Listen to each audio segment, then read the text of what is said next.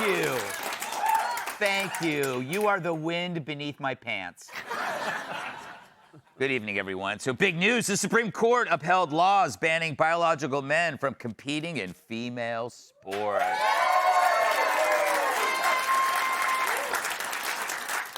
Yet one woman said it was a real kick in the balls. Also today, the Supreme Court ruled that children born in the U.S. to parents who are in the country illegally are entitled to birthright citizenship, which is great news for my maids. Thank God you put the black bar over their eyes. Don't want them suing me. In a recent interview, former President Barack Obama pointed out that two things can be true, like how George Washington was a great leader, but also owned slaves. It's also like how we can love Michelle, but also hate waking up every morning next to her. Not really a joke. A New Jersey public school recalled its yearbooks after a picture of Hitler as an infant was found among the student baby pictures. Frankly, I'm not sure how this one got past the editing room. Oh, how could you kill a little baby like that? I wouldn't go back in time. According to a report, a prominent AI chatbot has been telling its users that J.D. Vance has rabies. Sounds ridiculous, but not when you consider it happened right after he appeared on a particular show. Yeah. Get some applause on that one. To mark the opening of New York City's public pools, Mayor Mamdani jumped in while wearing a suit. But they had to close the pool afterwards since the filter was jammed with 3 pounds of eyebrow hair. The Great American State Fair has themed booths for almost every state, like Nevada's Las Vegas booth, Texas's Alamo booth, and California's Uncontrolled Fire booth. Yeah, bring your marshmallows. And finally, according to scientists, plants contain a hidden switch that tells them when to make wood. Many life forms, of course, make wood automatically.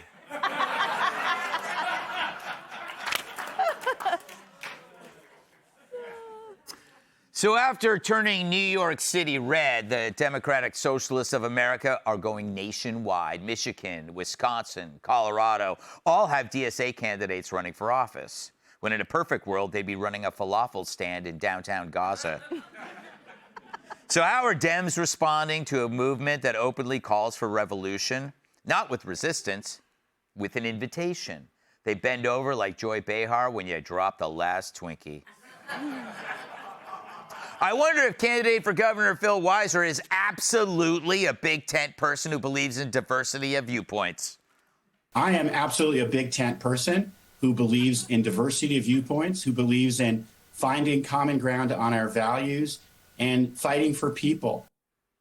Wow, what a douche.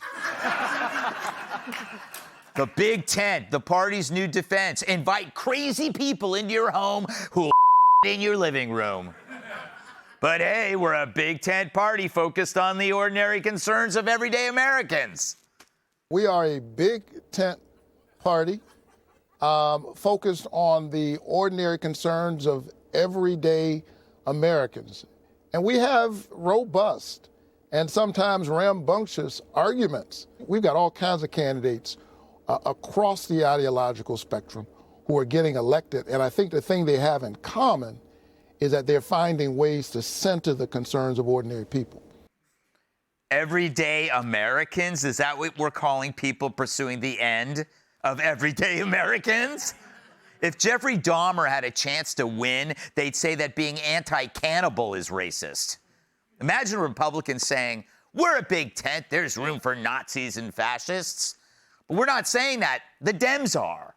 Remember, the so-called Democrat socialists want to overthrow the government. And their disgust for Jews is palpable. Hell, one of their prime candidates has the tattoo loved by Nazi concentration camp guards. But Dems excuse that as a diversity of viewpoints, as they mob Democrats for not hating Israel enough. Because attacking you for your viewpoint is also a viewpoint. But a big tent only works if everyone inside wants the tent to survive. Here, they're letting in people who reject assimilation and cooperation, two things necessary for survival.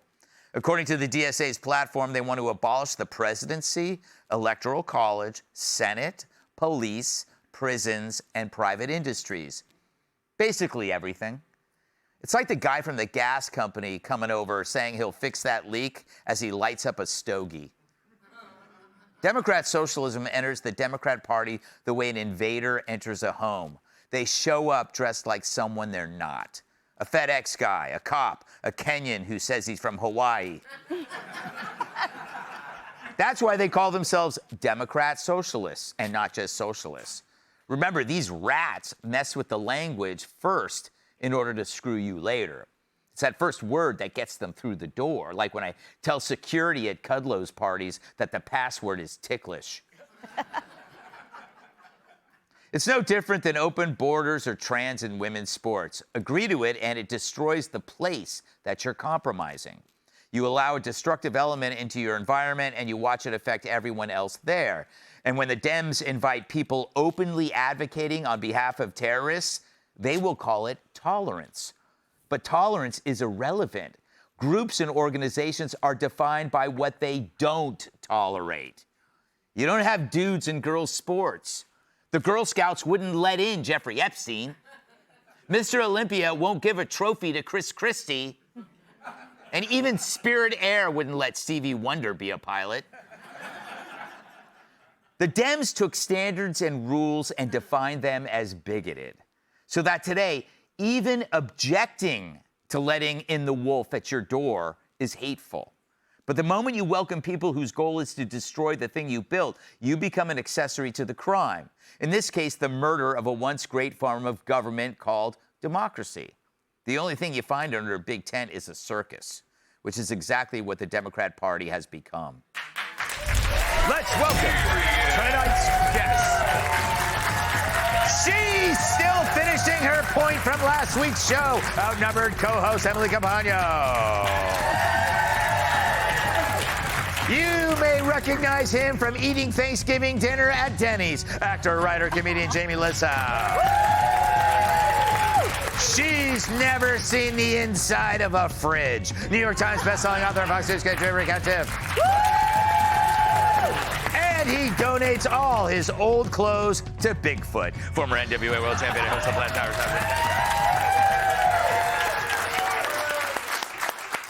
Emily, do you think that the party is operating in the kind of this appeasement vein? Like, oh, if we let them in, maybe they'll be nice. I have to say this. One of those guys, Warnick, said, oh, we have these contentious arguments. I've never seen them argue with these radicals, ever. Correct. They only make excuses for them. And him saying that all of it, the commonality is centering the needs of ordinary Americans. No, I don't think centering the needs of ordinary Americans includes blowing up synagogues and hacking off men's genitals. Like, everything about this is simply giving lip service to exactly what we saw before. For example, when Biden was failing as president, when he was clearly being propped up, had zero idea where he was ever. And they deposited Kamala as the candidate. Oh, no, here's why it's okay. No matter what you put in front of a Democrat, if that thing is holding a blue flag, they will accept it. If you were to walk into a Democrat tent, a candidate's line, anything having to do with the Democrat Party, if you said the world's most terrible things, racist, anti-Semitic, homophobic, anything, but your first line was, I'm going to vote Democrat in this election, they would embrace you with open arms and they would make excuses for everything that you've said. And then to explain it away as if they're representing diverse ideology, what's diverse about straight up racism? What's diverse about erasing biological women? Nothing that they say makes any sense, but we have been staving this off for quite some time. So anyone that is surprised right now shouldn't be, including themselves. So right now, I think they're trying to explain away to give sort of save face, but this entire time it has been creeping. These tidewaters have been rising all around us. And they have let it in because they wanted them to vote blue. But the problem is the entire country is now going to pay this price. All right, Jamie, for some serious words from Emily. Yeah.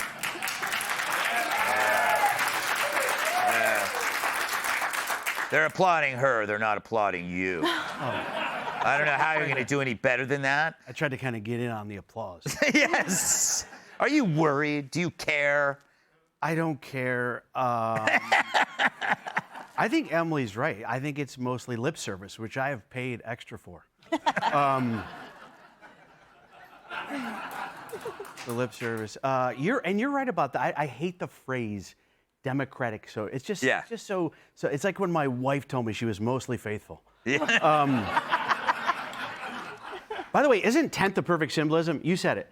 It's a circus. It's flimsy. Nobody wants to be in there. There's no foundation. You got to go outside if you want to take a. Yes. Well, yes. unless it's really cold out. Yeah, And that's the Folgers can. Yeah, and did that analogy fall apart at the end? It sure did. But it's all just lies. Like, what happened to what about our free buses, Greg? Weren't we going to get free bus? Yeah. I know I'm the only one, I think, on the panel that was excited about the free buses. But I enjoy a bus ride, and I remember being promised that it would be free. And I know a lot of people think buses are like, you don't want to ride them, but I like them. I feel like we spend too much time comparing ourselves to other people, going like, oh, that guy has more money than me, or that guy's better looking than me. Let me tell you something, you go on a New York City bus, you're gonna feel pretty good about where you're at. Mm-hmm. Every bus ride comes with 24 hours of self-esteem. Yeah. Kat, as a comedian, you got to admire Jamie for shoehorning a joke about buses into that segment. Yeah, and about other things. You know what, though? Your ex-wife's probably watching like, there's no way I'll be mentioned in this one. Do you know what, though? He does make a good point. Tents are overrated. We invented homes. That's right. Why do we still have tents? For camping, I think. Who camps? Because people who want to, I don't know, people want to, like, say, escape society. Yeah, to my point, even the liberals ruined camping. Now it's just a bunch of homeless guys. No. Well, and the homeless. Yeah, what do you make of this? Well, I think that people who are capitalists should pay close attention and not let it be enough to just say, they're all insane. I agree. I have the exact opposite view of the world as a socialist does. Anyone who cares about prosperity, as I do, should be against this. But it's real people. I'm not talking about the candidates themselves who are the politicians themselves, but people are voting for these people. People are excited, and I think there are some parallels maybe to Trump in terms of the excitement for outsiders.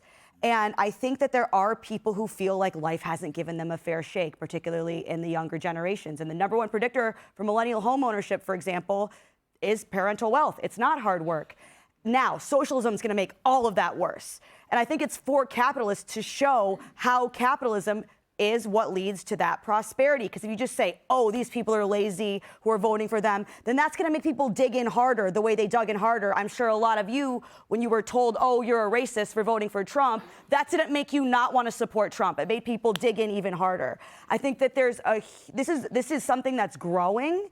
This is something that I think people feel that they're left behind, which that doesn't mean that you're entitled to someone else's success, but showing people how capitalism is the answer and offering actual solutions. Otherwise, I think we're going to be in a really bad place with this stuff. You know,